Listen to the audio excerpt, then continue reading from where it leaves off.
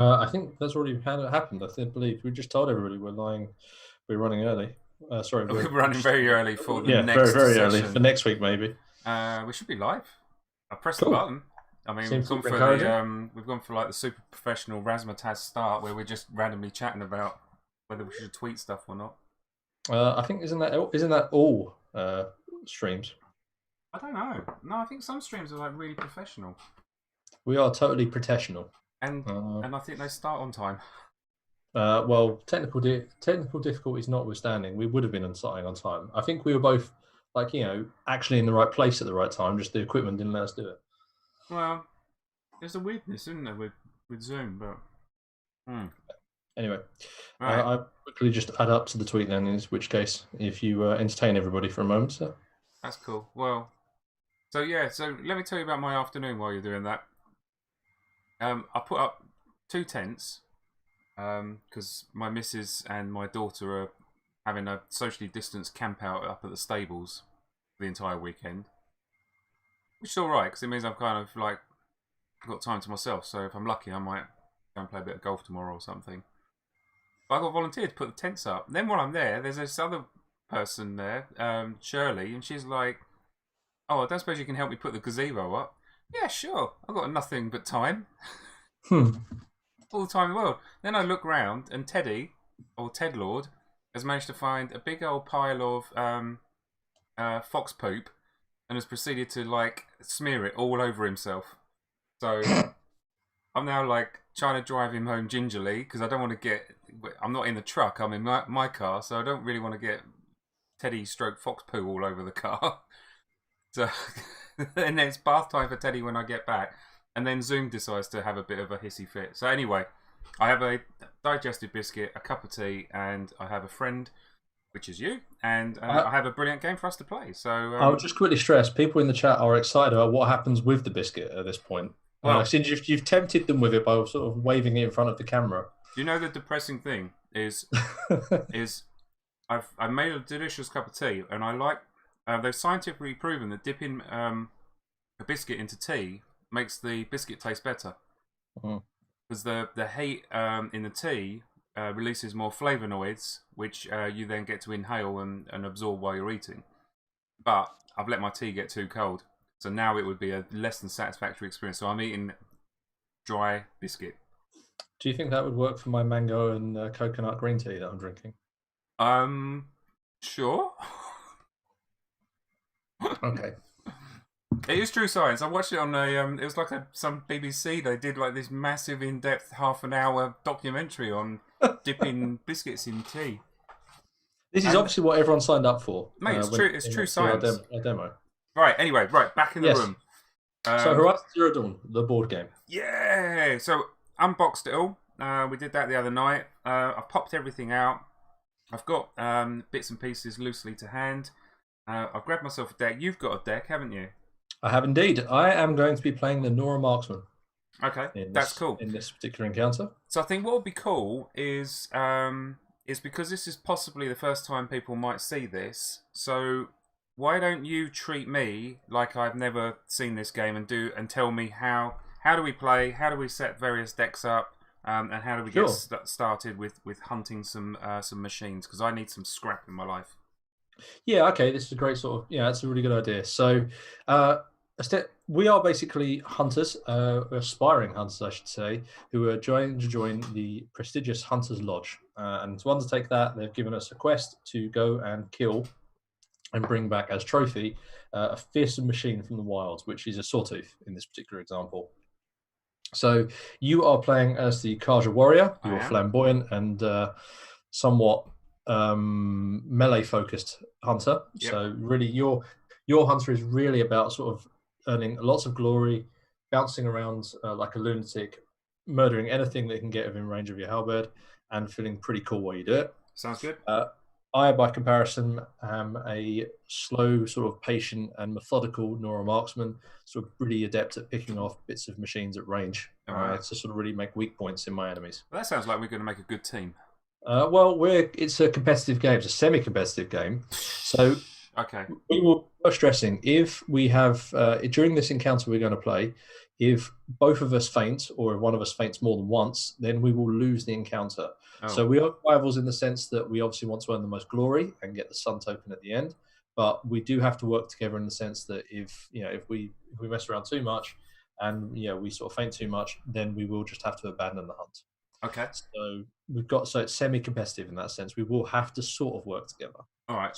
No worries. Let's go with it. Oh, I can be shuffling these while we're talking, can't I? Yeah, absolutely. So let's talk about the deck. So that's the salvage deck. So we'll definitely need that as we start killing different machines and so on. You've also got a quest deck at the top, which is the one which I can see is the ones with the sort of planes back. It's got kind of like the sawtooth in the middle of it, and then you've got a picture of a stream and then some grasslands in the sky.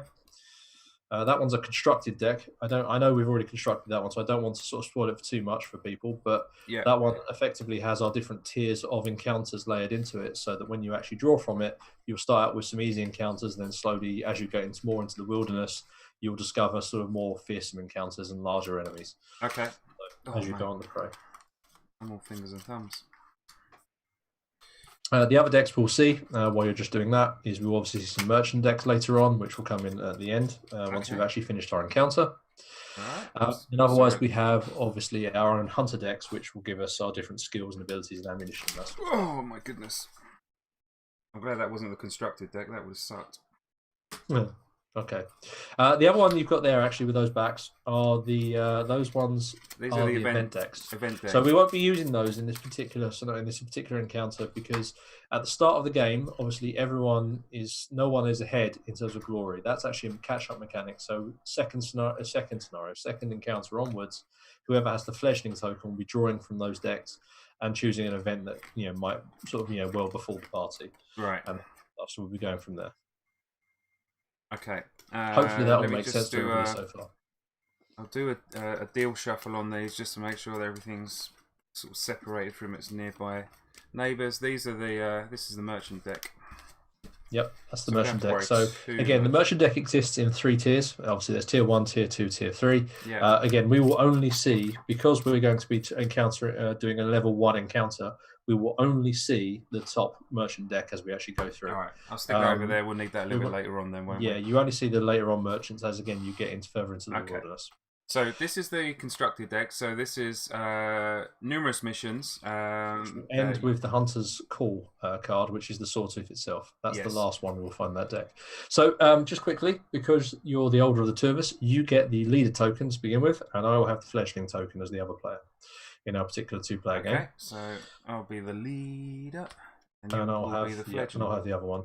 Okay. It's just for people who are sort of looking at the your hunter down the bottom there. So if we can actually see your hunter, we might as well talk about this a little bit. That's your skill tree to the left, which we can actually see. That we'll come into that when we actually start leveling up. Yeah. And that will detail what sort of different skills and traits and so on you can pick up. Yeah. Then also you have your hunter in the middle, and then your HUD surrounding you. You have the sling.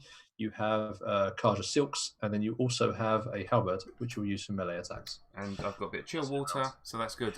So just to ask Michael, or he is in Canada, maybe Michelle, but I will say Michael. It's always constructed, the hunt deck, because they are tiered. So as the day or the hunt progresses, your challenges become progressively more difficult. Yeah, the idea being that you're getting deeper into the wilderness, so you're going to encounter larger machines, and obviously as you go in deeper, you're going to find sort of areas where the machines haven't been hunted by everybody. Yeah. So they'll be more densely packed in. Okay, cool. I've got my deck of abilities. Yep, that's your hunter deck. Awesome. Yeah. Right. Cool. In which case, the other thing, I think you mentioned it, your starting salvage. Every hunter starts off with their sort of resource to begin with. Okay. Some of them, they're simply just a metal shards, which they can use for the merchants. Other ones, like your hunter, actually have more of a hook to how you use it. Yeah. That chill water can be used as a resource when you get to the merchant, but it also can be used to empower some of your attack cards. Okay. So you have to think carefully about when to use it. All right, I'll be putting my cards out here so people can see what's in my hand. That makes sense. I keep looking at OBS. I'm gutted that the colours on this camera are still not right. There's too much blue in this, so the warmth isn't coming through enough. But actually, it looks a lot better on YouTube. Okay, interesting. Okay, well, there you go. it's good daylight stream painting. Anyway, yeah, so, exactly. I need to get it fixed before we paint, otherwise people will be going, "What colour is he painting that?" yeah. So at the start of the game, we start off with you're going to draw the top 3 cards from the quest deck. The quest deck, right? So, and then you would get to choose as the 3. leader. Now, ordinarily, you wouldn't show these to me, and you would choose. Although I can see your streams, so and you can choose which one of these you want to do. So let's break down a little bit of what these cards actually are for people. Yeah. So, well, let's go with a simple one to start off with. Let's just go for a 2-board one. Yeah, let's sure. Okay, I'll talk a little bit about what these are. Yeah. So the icon in the top left-hand corner simply is it's what quest it belongs to. In this case, it's the Sawtooth one. Yep. In the top right-hand corner, we can see that it's a level 1 quest. So it's on the Sawtooth Major Hunt. And yep, we're going up into the top corner. Sorry, with top right-hand corner, we've got it's a level 1 quest, so that means it's one of the basic ones, one of the early ones. Yeah. You then have some numbers underneath that on a drop-down tab. That's the minimum amount of encounter points you need to get in order to be successful. In order to basically be successful, because you don't have to kill every enemy. You have to just kill enough that you've basically done enough to actually be successful. Which is fortunate when you come across grazers and they decide to leg it. You've got it.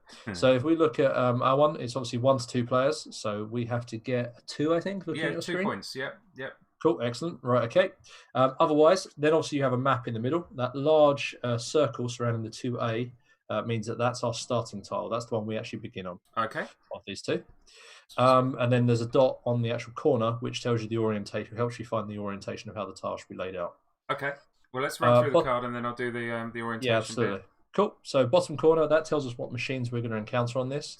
So it's got a watcher in spawn points A, and then a scrapper, I think. Scrapper in spawn points B. Cool. All right, I'll just quickly do the other 2. That one means there's terrain. On this one, if you have squares, then you put a ruin token on it. There's ruins on that.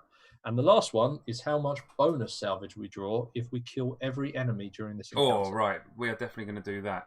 I knew that'd be a bit exciting. Because we are going to be pro. Right, so I need 2A and I need 5A. So, top tip is sort them into order and store them in order. So, up in the corners, you can see 1A, 2A, 3A, 4A, 5A, 6A. And you'll notice I've got the 1 to 2 player sides on here, and on the other side is the 3 to 4 player sides. So we need 1A and we need 5A. No, need 2A and 5A, Matt. 2A. Ah. I see what you did there. I can't even cover that up as deliberate. Yes, I need 2A and I need 5.